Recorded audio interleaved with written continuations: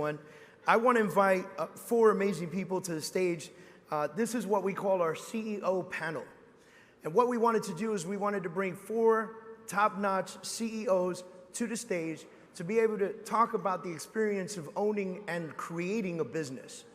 If you would welcome me or help me welcome Shashank Sarkar, CEO of Arcus Lending, Long Doan, partner of the Realty Group in Minnesota, Riley Smith, owner of the Riley Smith Group here in Miami, and Julie, Julie's Realty, broker and CEO. Welcome to the stage, guys.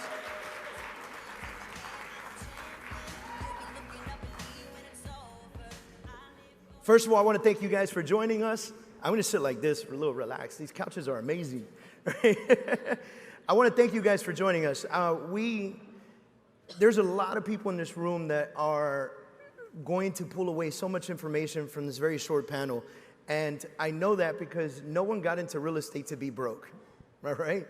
And so I think that a lot of real estate agents have aspirations to either become an owner or run a successful team.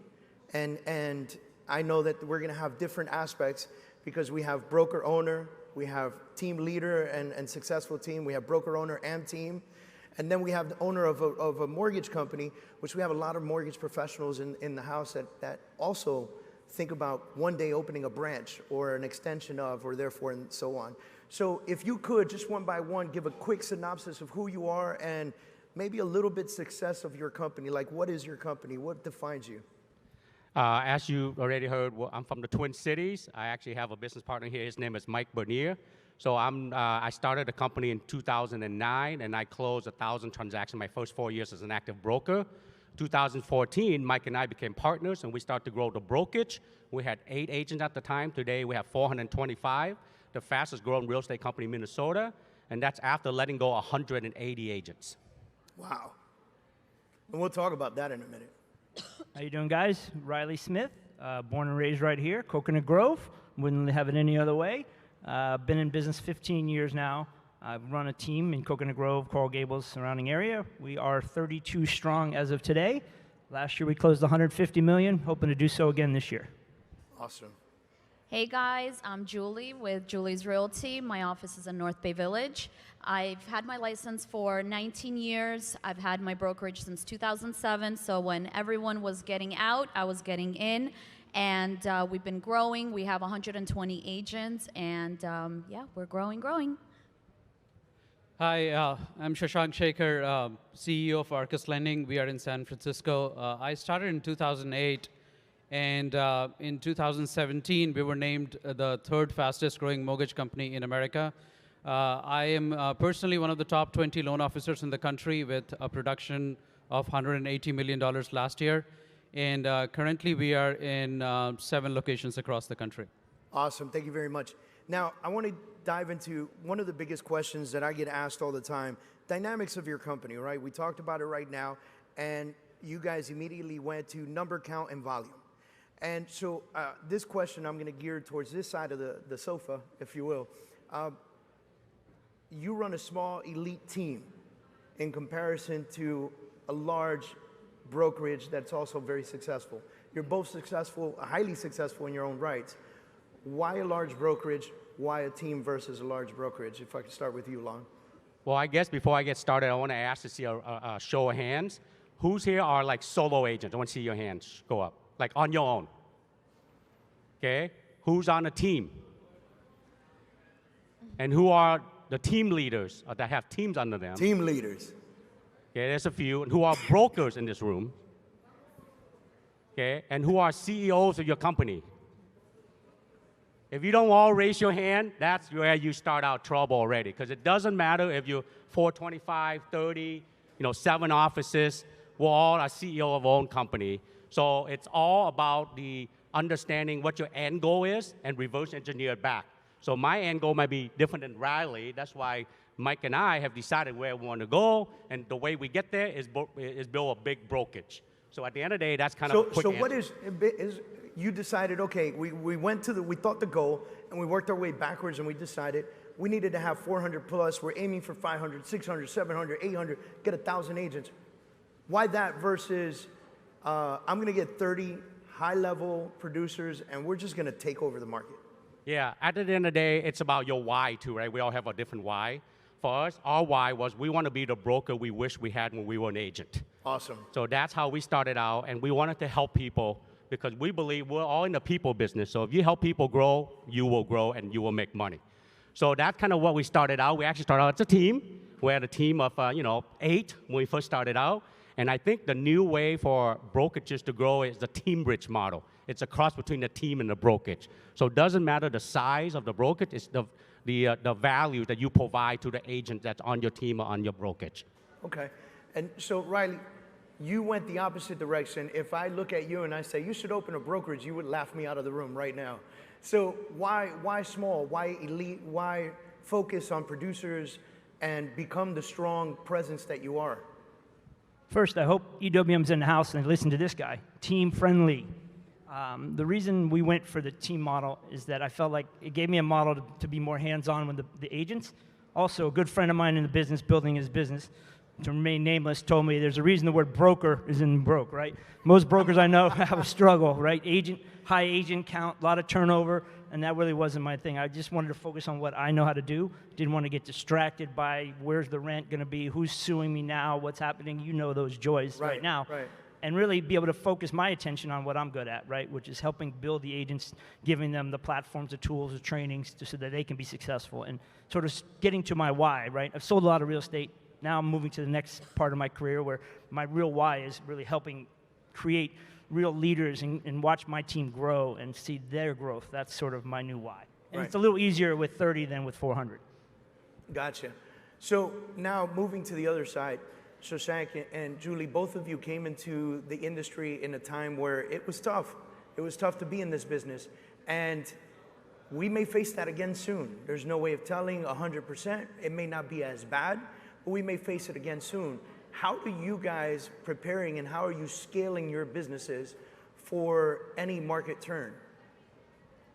Well, being able to adapt and adapt quick enough is essential. And so really just being on the forefront of what's going on and, in the news and just knowing in your industry what is going on and listening to it and digesting it and being ready to react is very, very important. So, we are on the grind and we're constantly grinding away and doing our thing, that sometimes we don't pay attention to the indicators in the marketplace. So I think it's very essential. Doesn't matter if you're working for a broker, if you're a realtor, you're the CEO of your own life. So even you as a realtor, you still need to pay attention to those, those indicators, those market indicators. So that's something that I do on a daily basis. I talk to the people that are around me, people that are in the same business, people that are in the mortgage industry, so brainstorm, be ready to be able to react and adapt to the changes in the marketplace.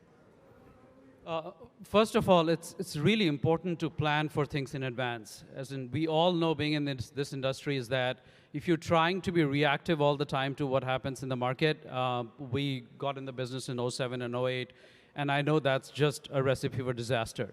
I typically plan 2 years in advance. So if I'm sitting in 2019, I'm already planning my business for 2021 and seeing where would that be and what kind of forces I could be up against and then planning for it. The second thing is that what I tell my team all the time is that, look, mortgage is anything between $1.2 trillion to $2 trillion market a year, which means that if we are at $500 million to $1 billion, we are literally nothing in terms of the market share that we have. So even if, say, a $2 trillion market drops to $1 trillion, even at that level, really all we have to do is that if we are doing two loans a month, we have to be doing 3 loans a month, which is not that difficult because we are not the Quickens and the Wells Fargos of the world with 20, 30% market share, where the change in market dynamics should change our business too much. And that's why we always focus on the processes and systems. I always talk about the fact that your pre-acquisition, during acquisition, and after acquisition process should be so precise and perfect is that a little slowdown in the market should not impact us because we are not that big a player to be impacted by something minor. And I really, if I'm looking at the future, I'm not looking at any significant downturn. There could be a small downturn, and that's something we should all as professionals be prepared for. Long, how do you coach your agents? How do you get them prepared to be, let's call it recession-proof? Yeah, so to follow up on Shashank was saying too is have process system in place because Right. system run business, people run systems. If you don't have system in place, it doesn't matter, it's up and down market, you won't take advantage of it. So for us, it's about having pre-acquisition, acquisition, and post, so following up on process and system. Also, even if you have a niche in your market, diversify your lead sources. Don't only have one. If you're only Realtor.com, they shut it down. You're only Boomtown, you're only YLocal. I mean, a lot of sponsors up here. Make sure you diversify where your business is coming from so that when one goes down, you take advantage of the other one. The last thing I would add is understanding the leading and the lagging indicator. I think Julie said that a little bit. If you know this is a lagging indicator, the leading, you know what's going to happen. So you can start being prepared for it and be proactive. That's what we coach them to do.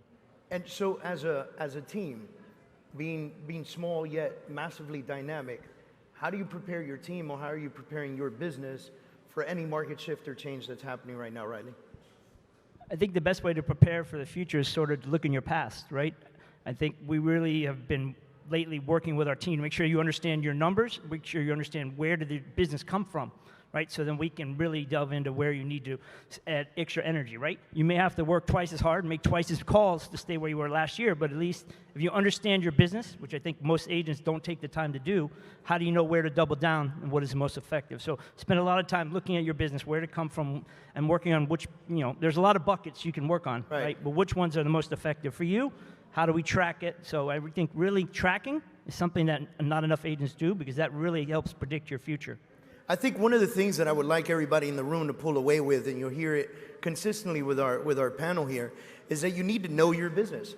You need to know your business. You need to know your numbers. You need to know where your leads are coming from. You need to be able to diversify. You can't just focus on one thing and think that one thing's going to keep you alive forever. And I'll tell you that how many of you guys have been in the business, by a show of hands, how many of you guys have been in the business for 5 years or less?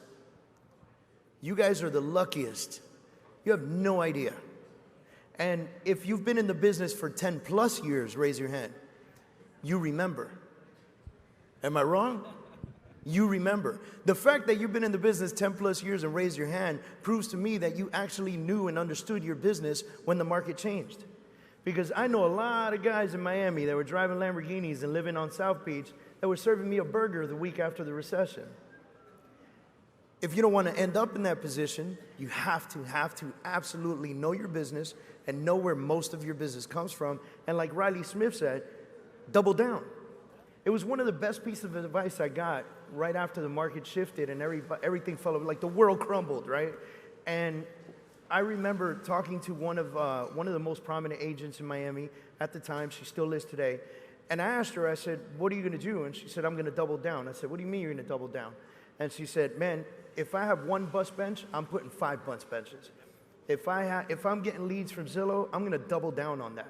If I'm getting leads from referrals, I'm going to make 2-3 times as many phone calls to ensure I get those referrals. And I'm going to shift with the times. And people who were selling super duper properties turned into short sale specialists and REO managers. A lot of your business comes from REO. Yeah. How did you get into the REO business? What made you go that direction? And why do you maintain it still? Well, like I said, it's adapting. So in 2007, the core of our business was coming from foreclosures. So basically, I knew that if I was going to survive in this business, and that's why I started my own brokerage too. One of the main reasons was because I wanted to be in full control. I didn't want my broker to have the business that I was going after. And so that's what kind of gave birth to Julie's Realty, and now it's evolved into something else, which I'm very, thankful for, and I see big growth. But again, it's adapting to the market, and it was the REO business, and I said, you know what?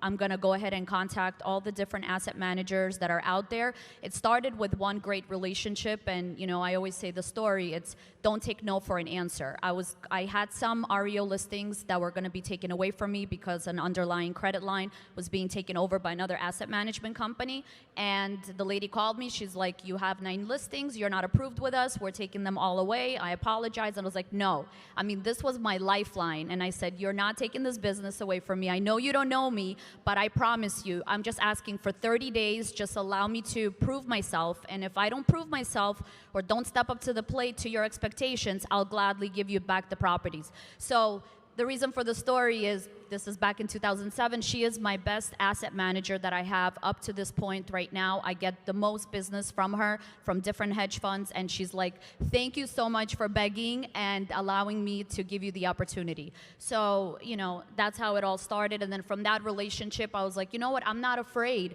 to go and ask. And even if I get the no, I'm gonna keep pushing forward. And you have to do the same thing, I think, in business just in general. Don't take no and keep pushing forward. You're also the same person that knocked on the asset manager's door and walked into his office with no appointment and Yep. made it known that he needed to work with you. Exactly. So I remember that again, story. Yeah, That's no, awesome. you have to show up even when you call. They don't take your calls. They don't call you back. You got to do whatever it takes. If it means showing up and knocking on the door and talking to them, and even if they're going to turn you away, come back again. But luckily, I wasn't turned away, and I'm working with that company now as well. Awesome. As CEOs, we'll ask a round question all the way around. Shashank, in production or not in production, and why?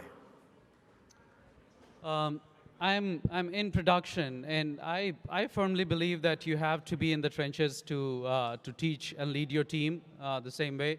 I know it takes a lot of time to be in production at any point of time, but I think I get a lot of respect from my team because they understand that I'm going through the same pain or same challenges as they are. And it also brings me all the new ideas that I'm trying on myself. And at my production level, I have the luxury of doing that. And if those ideas work, it's much easier for me to then percolate it down to my team members. So I'll probably stay in production for a long time because I see a value in being there. Understood. Julie, you're in production. I'm definitely in production. I love what I do. That's why I got into it. So I see myself being in this long term as far as producing. I don't compete with my agents, but the same way I feel like I can give them better advice being on the field and being on the grind. I also have a lot of great relationships with a lot of the agents that are out there, so I can help them in that aspect as well if they have an issue. More than likely, I've already worked with that agent. I can pick up the phone or that broker and have a conversation and usually get things worked out. So it definitely helps. Riley? Yes, still in production. Wish I wasn't, but got to pay the bills. I think I still have a few more years probably in production as I transition out, but I think slowly but surely my team is evolving. I'm getting better leaders in different markets, and I'm hoping that in the next 2 years or so I'll be able to step back and take a leadership role, do more coaching and stuff like that, and let them run with the business. So are you already planting the seed to diversify by letting the team run the business over the next couple of years? Yes, definitely. I've already got operations people in place. I've got marketing people in place. So, Right. I'm hoping, that my main role will transition into coaching and leading the team and developing them and bringing in new talent.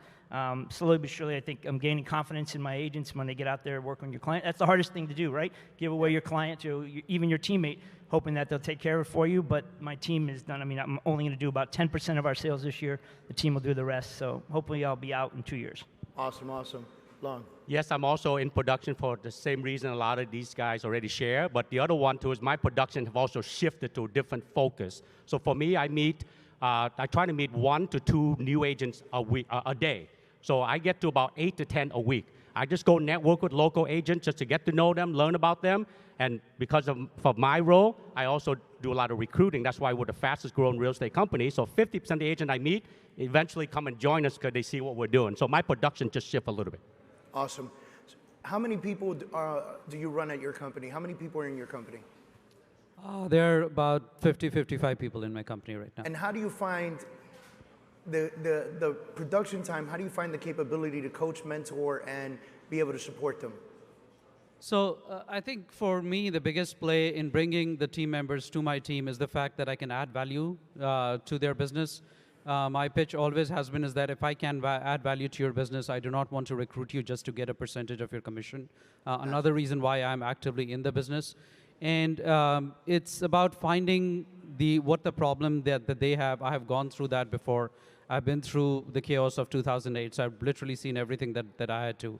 And so for me, it's about telling me what your problem is, breaking it down to the level where I can solve it for them, and then let them go back and execute it. I believe in creating team members who are self-governing versus micromanaging them all the time. So I'm building a team and individuals of self-governing people, which means that I guide them, coach them, mentor them, but at the end of the day, I'm not here to micromanage every single thing that I ask them to do. Are they doing it or not? Right. And that's both for the support staff and the sales staff. And so at that level, it becomes very easy to mentor and guide. And if you see a pattern of people not following up on what you guided them, then they are not your priority down the road. In fact, I look at that even when I'm recruiting. I'm not recruiting every person that I meet, is because I want to see if they are coachable enough, if they have the ambition, they have the drive to take my feedback and act on it, because my time is very important. So you want to grow at a large scale, but still really focus on that professional. Absolutely. So I'm very, very clear about the kind of people I work with. It's not about, do I have 500 agents in my team? And that's why the team is still smallish, is because I'm looking for high producers, or even the people who have started, but have the ambition, have the fact that they're willing to take the tough love from me and grow from there. Because if I see somebody who is either super high producer or somebody who does not have the attitude to grow, that's not a right fit for me as a CEO and the owner of the company. Gotcha. That's a great answer. I got the same question for you because you're 450 plus. Yeah, for us, because at the end of the day, we're in a people business, so everybody's different. It's not a one-size-fits-all. It's also based on you as a CEO, what stage of your career you're in. So for us, we identified one of the 4 stages where you're at, and we help you with it, and we help people who divide it out to help, just like in the Marine, right? You got your squad, you got your core. So for us, the first challenge most agents have, all you in this room, less than 5 years, is consistent income. Okay, we have a presentation Mike and I are doing tomorrow. We'll go into deeper detail. The second one is efficiency. Now that you're doing 10 deals a year, how can you do 20 without working any harder? The third one is scaling, and then the fourth one is residual income. And that's kind of what we sit down. We break it down, every one, to see, because they're all different, and how to help them. We coach our coaches to coach them below us. Awesome. You guys feel like you got a mind shift today? All right. Now, let's ask this again. How many of you are single agents in this room? How many of you run a team? How many of you are broker owners? How many of you are the CEOs of your business? Every hand should be up right now. Every single hand should be up right now. The reason that we put this panel together and we called it the CEO panel is because the entire room should be captivated with everything that they're saying. The entire room should be absorbing everything that these guys are saying, because every single one of you have the equal opportunity to build what these amazing people have built. If you can help me by letting them off the stage with a round of applause, I appreciate it.